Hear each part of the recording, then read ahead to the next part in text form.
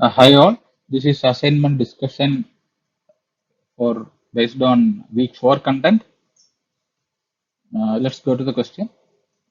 A lithium niobate based MESODOM was operated in a push-pull configuration and its transfer function is obtained as shown in figure. A DFB laser at 1550 nanometer occupying a spectral width of 3 MHz and with output power of 4 dBm was used for characterization. So this is the basic data given. So the first question is from the transfer function, estimate the V pi of the modulator used. Now the figure is actually given here. So it's asked to find the V pi. V pi, you know by definition, is the voltage at which the phase difference between the independent arms of the modulator is 180 degrees, or which makes pi phase shift, so that there is a destructive interference which causes a null. So this is the point at which there is destructive interference. But in the ideal case, what you are studying is when the maximum occurs at 0 volt. But in this picture, the maximum is not occurring at 0 volt. It is slightly shifted to the right side of the graph. So the maximum is not occurring at 0 volt. So how do we find the V pi in this case? So, so we have to correct for why it is getting shifted from the ideal case. So now we can redefine it as V pi as the required voltage required to change it from the maximum to minimum.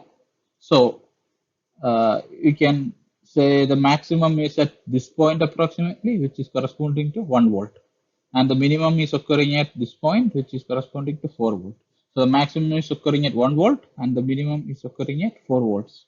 Hence the V pi is 3 volts. So V pi is the 3 V pi, which is the required value is at 3 volt, not 4 volt. So the plot can shift to left or right in non-ideal conditions. So this is how we find the value of V pi.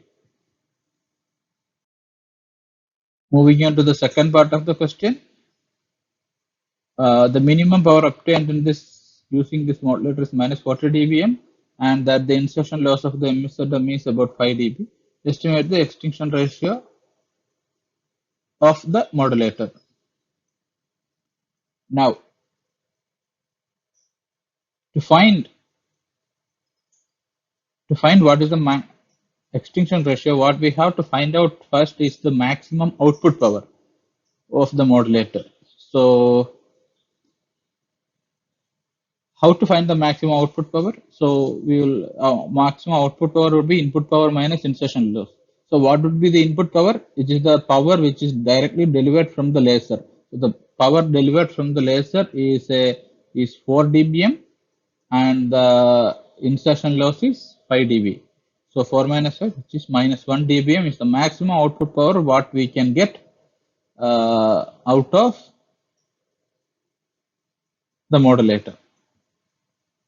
Now the extinction ratio is maximum output power minus minimum output power. Minimum output power is given as minus 40 dBm and maximum output power what we have found as minus 1. So the answer would be 39 dBs.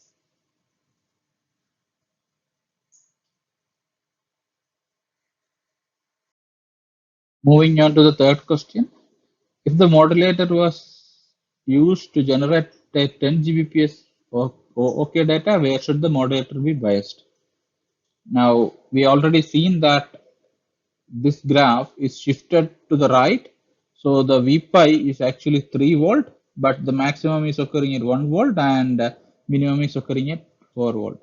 To bias it for OK, we have to actually, we should not take V pi as 4 and do by 2. So you already know to bias for OK, the voltage should be half point, exactly the half point between maximum and minimum.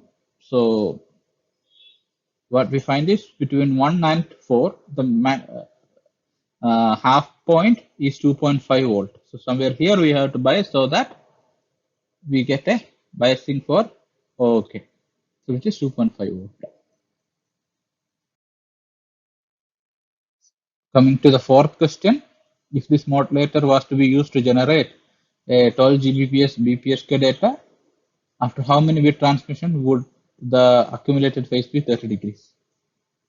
Now we know the equation for accumulated phase noise uh, equals to uh, square root of 2 pi delta nu t baud into n, the number of symbols, n sim.